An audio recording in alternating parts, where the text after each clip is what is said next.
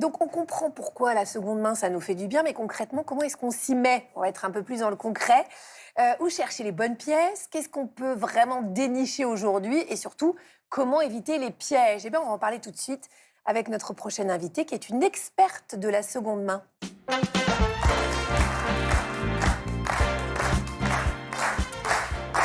Bonjour May Berthelot. Bonjour. Merci beaucoup d'avoir accepté notre invitation. Alors vous êtes créatrice de contenu, vous êtes spécialiste en seconde main.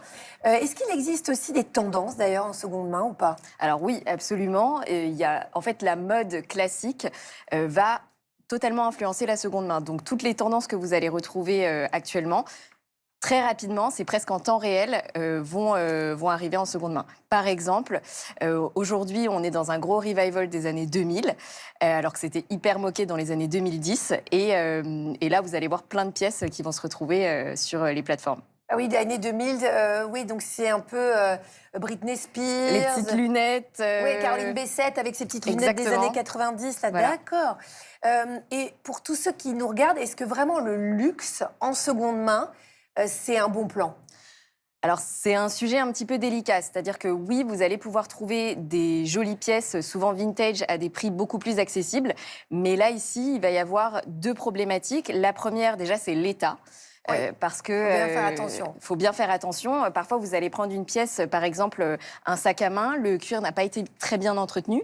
Et puis, la bandoulière va lâcher au bout de 3 semaines. Et en fait, le prix de la réparation va être encore plus cher finalement que la bonne affaire que vous avez faite. D'accord. Et de l'autre côté, vous allez avoir les contrefaçons aussi, ça c'est un vrai sujet. Et comment on s'en assure alors que c'est pas une contrefaçon? Alors déjà, les contrefaçons, ce qu'il faut savoir, c'est qu'aujourd'hui, ça touche pas du tout que le luxe. Les gens vont penser que ça ne touche que ça, mais en réalité, c'est tout ce qui est à la mode.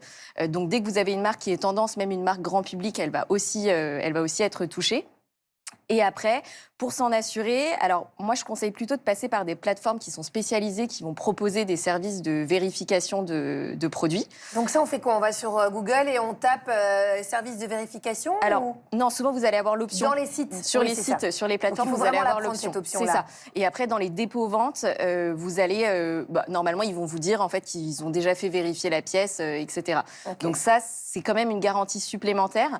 Et souvent, vous allez voir, si le vendeur, d'ailleurs, refuse la vente, par exemple sur la plateforme, c'est un petit peu un signal d'alerte qui vous dit que ça sent pas très bon. Alors moi, quand même. j'ai quand même réalisé que tout ce que j'ai acheté en seconde main, c'était des pièces que j'ai déjà eues dans les années 80. C'est-à-dire que, par exemple, j'ai acheté les jeans. Vous savez, je ne peux pas citer la marque. Vraiment, la marque la plus connue de jeans que j'achète, que je portais hyper large dans les années 80, avec des chaussettes bien précises, avec des baskets bien précises. Et je me dis, mais c'est pas possible. Je suis sapée comme sur mes photos de lycée. Donc, il y a les années 80 aussi, quand même, qui reviennent beaucoup. Oui, énormément. Alors, elles sont vraiment beaucoup revenues, je dirais plutôt dans les années 2010 sur la partie Ok. gros logo. Donc, ça veut dire que ouais, bon, je suis old fashion, quoi. C'est ça que je veux dire. Non, c'est Donc, pas ce que je non, dis. mais Mabel, bon, tant pis, c'est pas grave. Non, donc c'est vraiment là, année 2000, année... Là, c'est beaucoup les années, Ok. les années 2000. Merci beaucoup, May. Vous restez avec nous, bien sûr. Avant ça, c'est l'heure de la Happy Therapy d'Arnaud.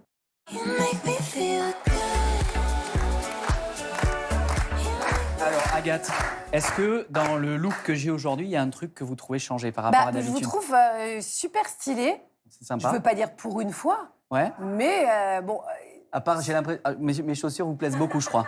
j'ai un problème avec les chaussures. Mais bon, ça, c'est très subjectif. Hein. J'aurais dû dire pieds La vie nus. personnelle. C'est les mêmes que portait ma copine en SVT en 87. Mais bon, Prochain coup, je vais venir pieds nus.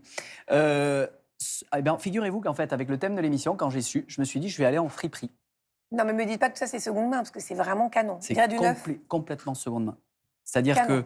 que, Chloé, vous le disiez tout à l'heure, il y a la possibilité d'aller sur Vinted, il y a des boutiques comme Kiliwatch. Moi, je suis allé sur un site qui s'appelle Jayo Mhm. et j'ai retrouvé des marques, franchement, de dingue, que je pense que j'en ai jamais pu les trouver en boutique à ce prix-là. Là, le total look que j'ai là, j'en ai eu pour 276 €. Alors, mais Et c'est des grandes marques? Alors, normalement, tout ça, j'en aurais eu pour 1900 € de marque Ah ouais. en magasin. Le jean, c'est un Ralph Lauren. Donc, vous avez moins 80% quand même, quasiment. Quasi. Je suis mauvais en calcul, mais si vous le dites. Je l'ai touché à 36 € contre 300 € en boutique. Le pull, c'est une marque Mais française. la ceinture, ça, c'est Elle est sur le maison. marché Elle est- du Cap Ferré, non? C'est ça, Voilà, elle est je la maison. reconnais. Le pull, c'est une marque française amie. Je l'ai eu à 150 € au lieu de 400 € en boutique. Et alors, le Canon. clou du spectacle, je pose mon micro. C'est ça. Oh, sublimité. Voilà. C'est une chemise de la marque Céline.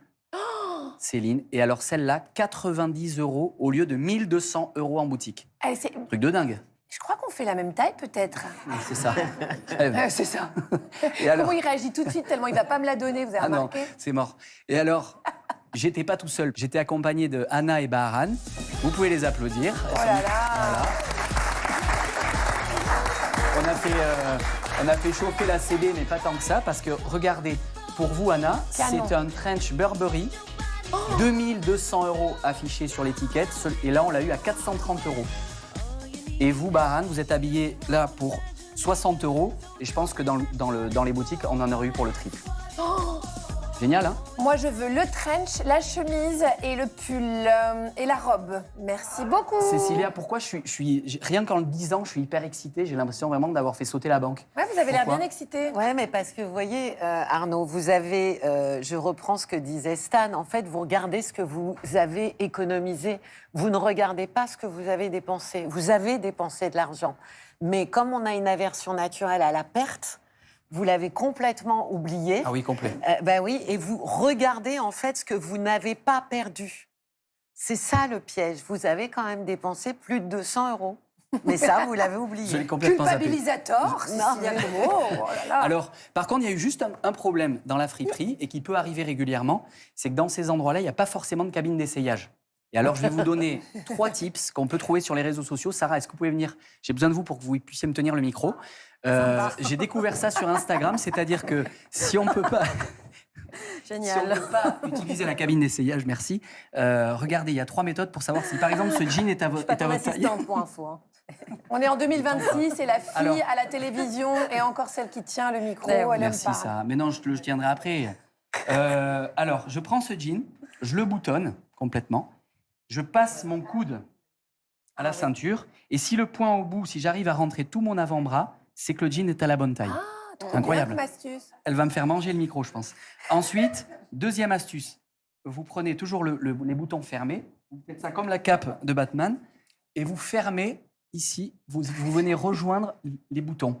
Si jamais j'arrive à faire comme ça, c'est-à-dire à juste le toucher, c'est à la bonne taille, il ne faut pas chevaucher ni les écarter comme ça. Si j'arrive à vraiment rejoindre les bouts de mon jean autour de mon cou, c'est que c'est la bonne taille. Et la dernière astuce, vachement bien aussi, ça marche, hein? Bravo. Ouais, c'est super. C'est-à-dire que vous le renversez, vous tenez les coutures aux extrémités et vous remontez le jean comme ceci. Et si l'entrejambe arrive à la hauteur de la poitrine, c'est que c'est la bonne taille aussi.